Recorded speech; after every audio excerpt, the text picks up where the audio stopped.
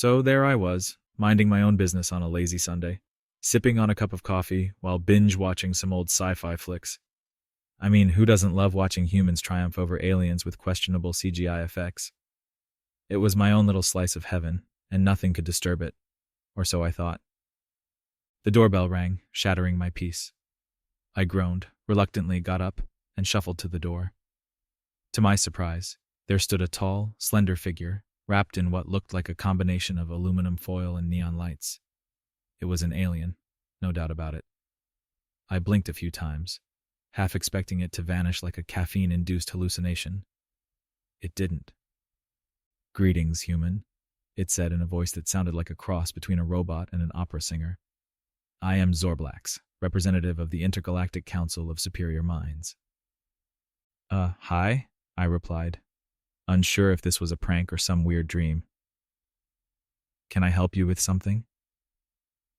"You have been selected to participate in the Cosmic Battle of Minds," Zorblax announced, puffing out its chest with pride. "The what now?" "The Cosmic Battle of Minds. A competition where beings from across the universe engage in intellectual challenges to prove their superiority," Zorblax explained, as if this was common knowledge. "And you want me to join this battle?" "Precisely. Your species has been underrepresented, and we need a human contender." I couldn't help but laugh. "You want me to compete in a universal brain contest against aliens? Seriously?" "Yes, seriously. Do you accept the challenge?" I glanced at my half-finished coffee and the paused movie on the TV. Well, it wasn't like I had any better plans. "Sure, why not? Let's do this." Zorblax handed me a small, glowing device. "This will transport you to the arena. Prepare yourself, human. The battle begins in 1 hour." Before I could ask any more questions, Zorblax vanished in a flash of light, leaving me holding the device. I took a deep breath, chugged the rest of my coffee, and muttered to myself, "Well, here goes nothing." The next thing I knew, I was standing in a vast arena-like structure. The place was filled with beings of all shapes and sizes, each looking more bizarre than the last. Some had multiple heads, others had tentacles, and a few looked like walking blobs of jelly. I felt like I had stepped into a sci-fi convention gone horribly wrong. "Welcome, human," boomed a voice from above. I looked up to see a giant holographic head floating in the air. "I am the Grand Arbiter, and I will oversee this competition. Prepare for the first challenge." A podium rose from the ground in front of me, and a screen lit up with a series of complicated equations. Great math, my worst enemy. "Contestants, solve the equations as quickly as possible.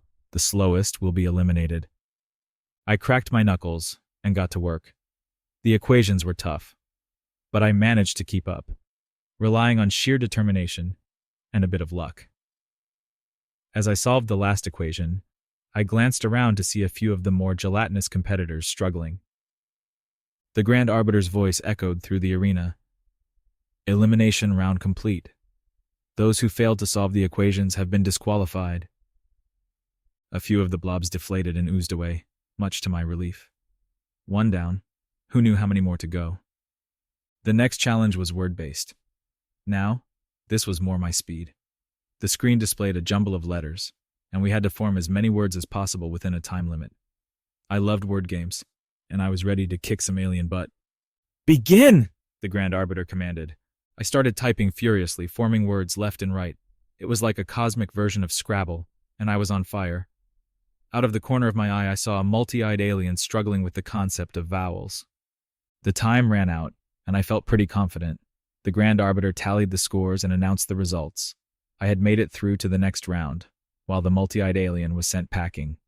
So far, so good. Next up was a puzzle challenge. We were given a series of intricate, three-dimensional puzzles to solve. The catch? They were floating in midair and constantly shifting. I had never seen anything like it, but I wasn't about to back down now. "Focus, concentrate," I muttered to myself as I began manipulating the pieces. It was like trying to solve a Rubik's Cube while riding a roller coaster. I twisted and turned the pieces, occasionally glancing at my competitors. Some were doing well, while others looked utterly baffled. I finally completed my puzzle with seconds to spare. I let out a sigh of relief as the Grand Arbiter announced the results. Another round, another victory. I was starting to feel pretty good about this whole thing.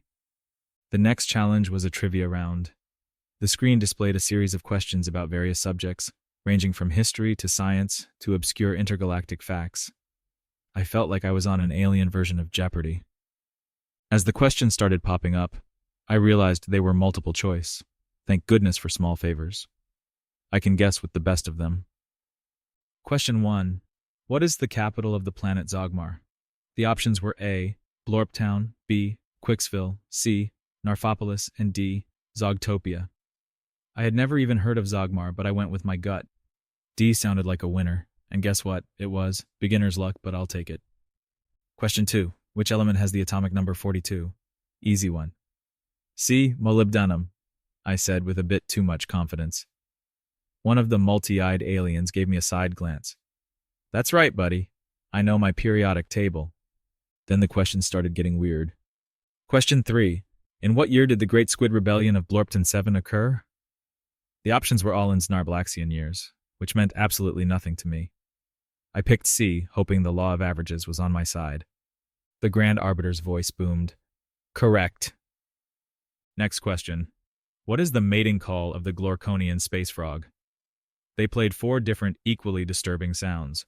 One was a high-pitched screech, another a deep rumble, the third sounded like a cat choking on a hairball, and the last was what I could only describe as the dying wail of a space cow. I hesitated, then chose the hairball sound. Why not? As luck would have it, that was correct too. I stifled a laugh, imagining what kind of twisted intergalactic love song that must be. By this point, I was on a roll. I was feeling pretty smug until the next question hit. Question 5. How many toes does a Zilverian Gorflop have? The options were 3, 7, 12, and 42. I couldn't help but wonder who comes up with these questions. I guessed 7 because it seemed appropriately weird. Correct again. I pumped my fist in the air, feeling a strange mixture of pride and disbelief. I mean, was this trivia or an alien version of Who Wants to Be a Millionaire? Then came the final question. What is the primary diet of a Nebulon Fluffle? The options were A. Space algae, B. Lunar crickets, C. Photon grubs, and D. Cosmic nachos. I was almost tempted to go with cosmic nachos for the sheer absurdity, but I figured photon grubs sounded more plausible. I made my choice, and the Grand Arbiter's voice echoed, Correct! The human has passed the trivia round. I let out a breath I didn't realize I was holding. It was absurd, sure, but it was also exhilarating. I was still in the running, and better yet, I was having a blast. This wasn't just a competition, it was the weirdest, most entertaining game show in the galaxy.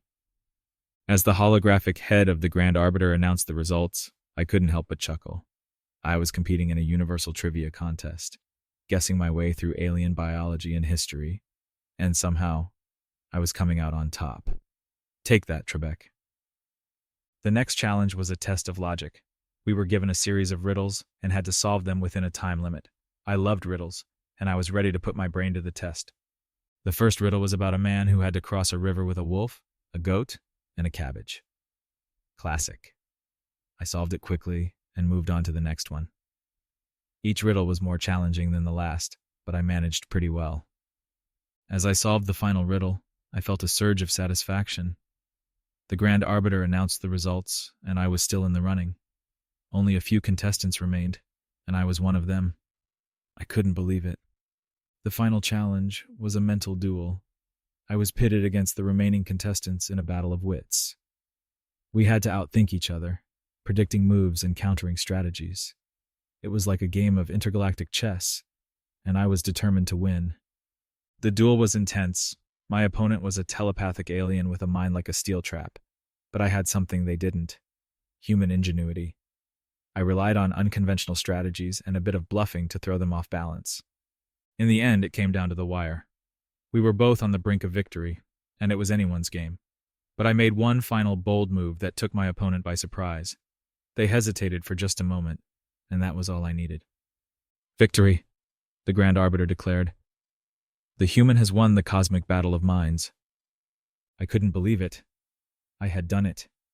I had beaten the best minds in the universe. The crowd erupted in cheers, and I felt a surge of pride. As the cheers died down, Zorblax appeared beside me. Congratulations, human. You have proven your species' worth. Thanks, I replied, still in shock. So, what now? You will be honored as the champion of the cosmic battle of minds. Your name will be remembered throughout the galaxy. I grinned. Not bad for a lazy Sunday. Zorblax handed me a medal that glowed with a strange energy. Wear this with pride. You have earned it. As I stood there, basking in the glory of my victory, I couldn't help but feel a sense of accomplishment. I had taken on the best and come out on top. It was a feeling like no other. After the ceremony, Zorblax transported me back to my living room. I looked around, half expecting it all to have been a dream. But the glowing medal in my hand was proof enough. I sat down on the couch, still processing everything that had happened. It was surreal, but it was real. I had won the cosmic battle of minds. My phone buzzed with a text from a friend. Hey, want to hang out later? I smiled and replied, Sure, I gotta tell you about the day I had. As I settled back in, I realized that life would never be the same. I had seen things and done things that no one would believe, but I didn't need them to believe. I knew what I had accomplished, and that was enough. In the days that followed, word of my victory spread. People were fascinated by my story, and I became something of a local legend. I even got a few offers to participate in other competitions, but I turned them down. I had nothing left to prove. I kept the medal in a special place, a reminder of that incredible adventure. And every now and then, I would catch a glimpse of it and smile, remembering the day I took on the universe and won. Life went on, but I knew that I had done something extraordinary, and that was enough to keep me going, no matter what challenges lay ahead. So if you ever get a visit from a strange alien offering you a chance to compete in a cosmic battle, don't hesitate. Take the chance. You never know what amazing things you might accomplish. And who knows? You might just end up a champion too. As for me, I'm content with my victory. I've had my adventure, and it was one hell of a ride. Now it's time to relax and enjoy the simple things in life. Because after all, there's nothing quite like a lazy Sunday.